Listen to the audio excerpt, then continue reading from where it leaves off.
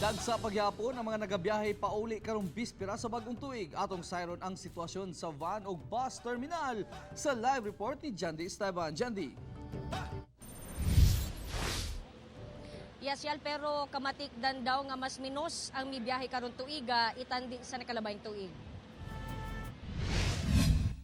Karon pa lang muli si Norcan Andong sa Cotabato City kay nabisi sa trabaho.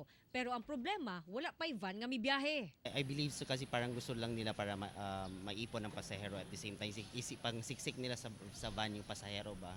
Kasi usually dapat at by row is 3 lang. So minsan ginagawa na nila, especially pag ganito Christmas and New Year, ginagawa nilang 4. Si Tatay Miro, kapin usa ka oras na usab naghulat. Kasakay ko dayo nga diha man ang bandre galinya mang bandre. Pero karon, Wala yun, zero. Wala ko yung bandre. sumala sa supervisor sa Southern Mindanao Transport Terminal Incorporated, minus daw ang biyahe pa Davao gikan Cotabato kay wala kaayoy pasahero. Mao lang ina mong pabot og nababa. Kay 31 berong nang abot diri na mobalik langani naman. Ang uban, napugos na lang ang musakay og bus, bisan langan ang biyahe kumpara sa van. Sa Davao City Overland Transport Terminal, dagsa gihapon ang mga pasahero, apan mas gamay daw ang nagbiyahe karon kung itandi sa nakalabayng tuig.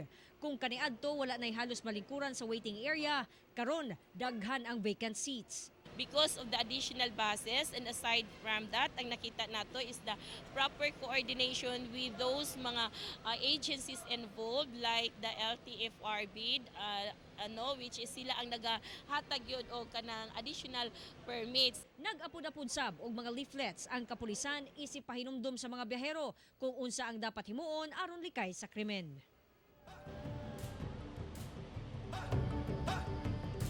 Real update lang tano din sa sitwasyon sa Davao City Overland Transport Terminal karong mga takna.